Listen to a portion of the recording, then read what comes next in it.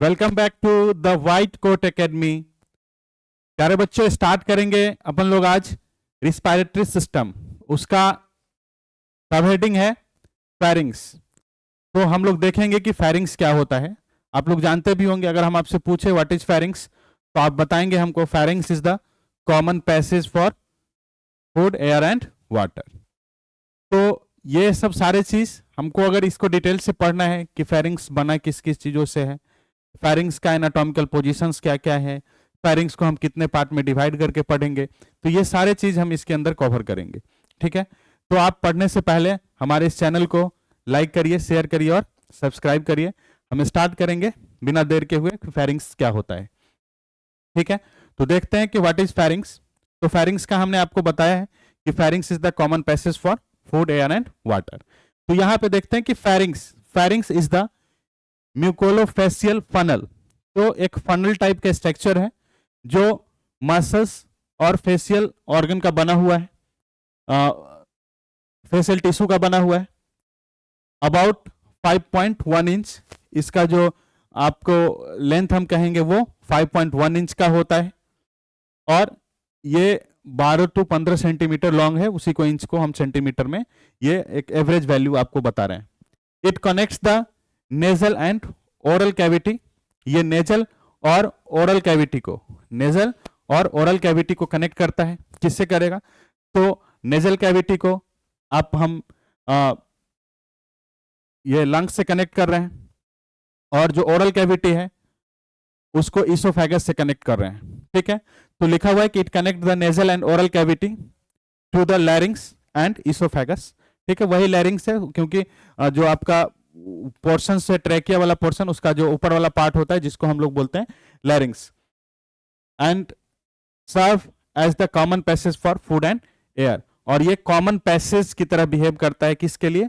Food और air के लिए। तो इस चीज को आप ध्यान देंगे। ठीक है, ये दोनों चीज कि क्या है, पहला कि ये कितने सेंटीमीटर का होता है वो चीज ध्यान देना है। ये इसका काम क्या है, तो ये नेजल और ओरल को किससे कनेक्ट कर रहा है? इसोफेगस से और लैरिंग्स से। ठीक है, तो आप ध्यान देंगे इस चीजों को। नेक्स्ट है कि फेरिंग्स को हम लोग 3 पार्ट में डिवाइड करके पढ़ेंगे। सबसे पहला है नेजोफेरिंग्स, उसके बाद ओरोफेरिंग्स, और फिर याद हम लोग देखेंगे लैरिंगोफेरिंग्स। ठीक है, तो इस चीज को समझने के लिए थोड़ा सा इस डायग्राम को हम लोग देख लेते हैं कि डायग्राम में क्या क्या है। ठीक, डायग्राम में आपको क्या क्या दिखने वाले हैं, इस चीज को ध्यान दें। सबसे पहले आपको ये दिख रहा है, ये पोर्शंस जो है ये है हमारा नेजोफेरिंग्स। ठीक, जो लिखा हुआ है ये वाला जो पोर्शन, येलो पोर्शन जो है ये है हमारा ओरोफेरिंग्स, और ये पर्पल कलर का पोर्शन है ये है हमारा लैरिंगोफेरिंग्स।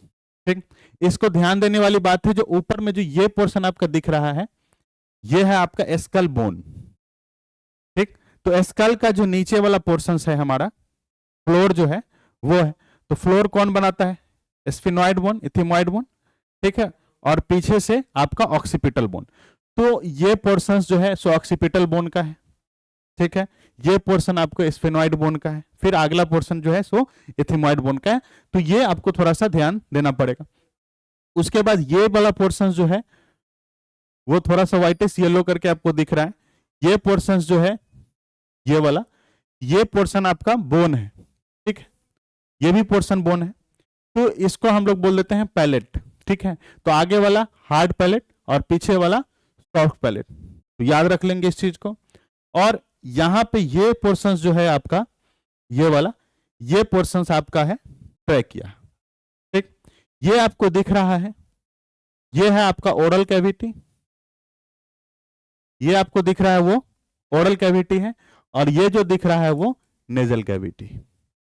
ठीक है, ध्यान दे देंगे, क्योंकि इसी पोर्शंस पे हम लोग आगे देख लेंगे कि कैसे कैसे सारा चीज है।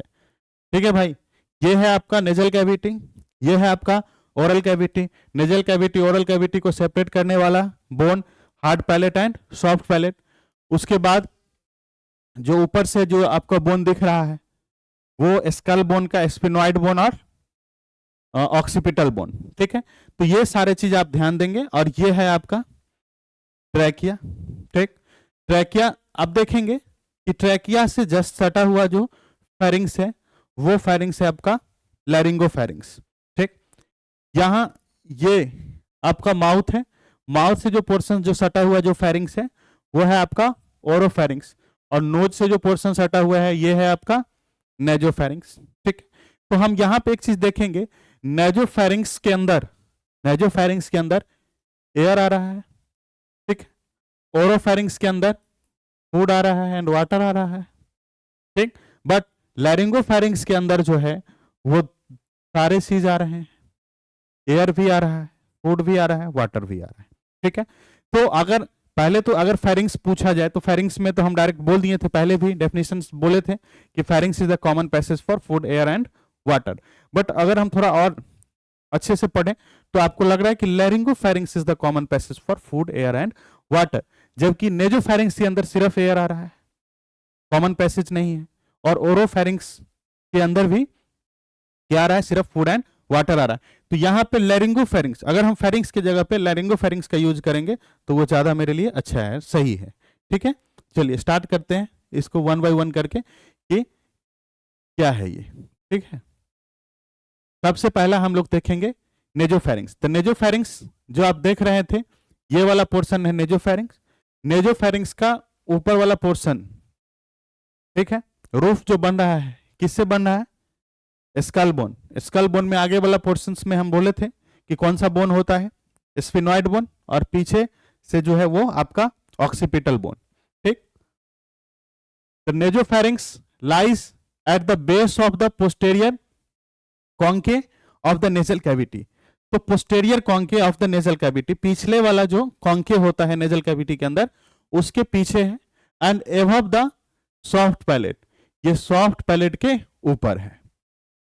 समझ में आ गया, ये लाइन क्या है कि nasopharynx lies at the back of the posterior conchae of nasal cavity, nasal cavity के पोस्टेरियर में है, पीछे में है।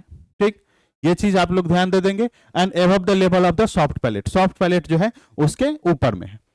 The roof of the nasopharynx, roof, ठीक है, रूफ अभी आपको हम बताए थे रूफ किससे बन रहा था, स्कल बोन, स्कल बोन में एथिमॉइड बोन एंड ऑक्सीपिटल बोन। चलिए देख लेते हैं, the roof of the nasopharynx is formed by the inclining skull bone, ये स्कल बोन है, एंड कंसिस्ट ऑफ, ये स्कल बोन क्या क्या कंसिस्ट कर रहा है, स्फिनॉइड बोन पोस्टेरियर, ठीक है, sphenoid bone posterior and occipital bone basal.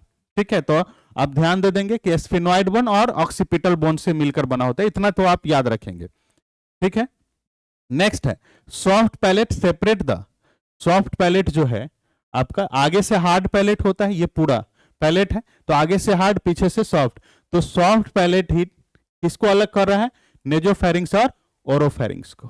ठीक है, तो हम लोग देख लेते हैं कि the soft palette separate the nasopharynx from oropharynx. तो ये आपका जो भी चीजें हैं एग्जाम के पॉइंट ऑफ व्यू से आपका नेजोफेरिंग्स के बारे में हम लोगों ने देख लिया कि नेजोफेरिंग्स कहां पे है, तो आप इस चीज को, उसके ऊपर में क्या है और नीचे में क्या है, नेजोफेरिंग्स ओरोफेरिंग्स से कैसे सेपरेट होता है, ये सारा चीज हम लोग देख लिए। नेक्स्ट है हमारा ओरोफेरिंग्स।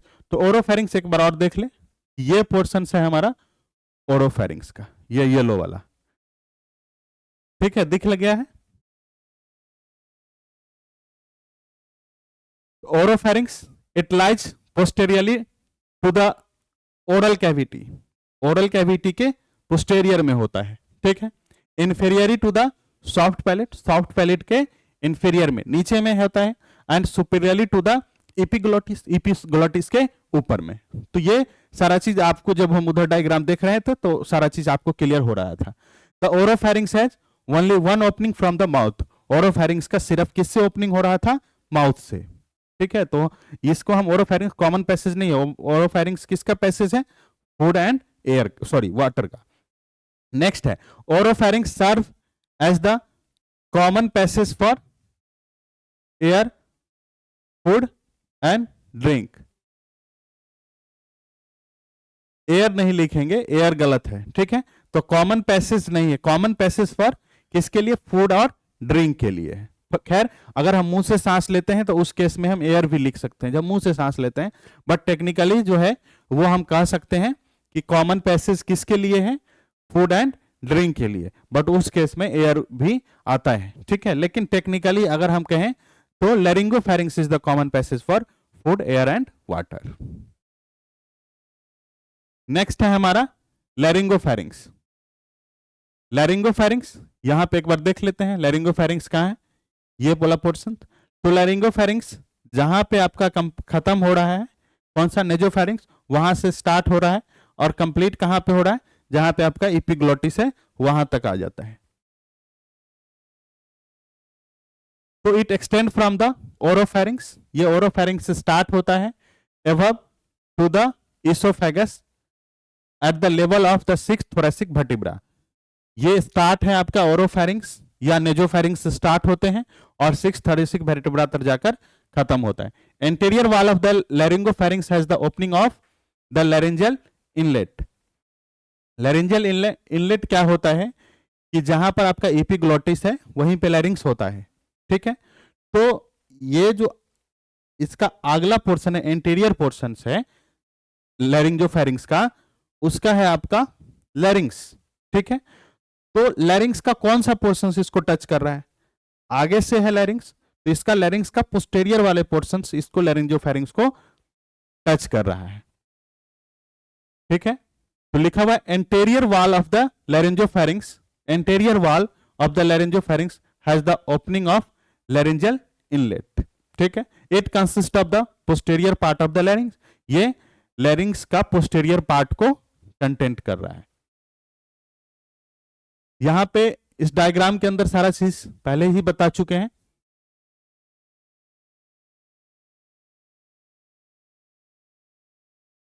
ये है आपका नेजल कैविटी, ठीक है।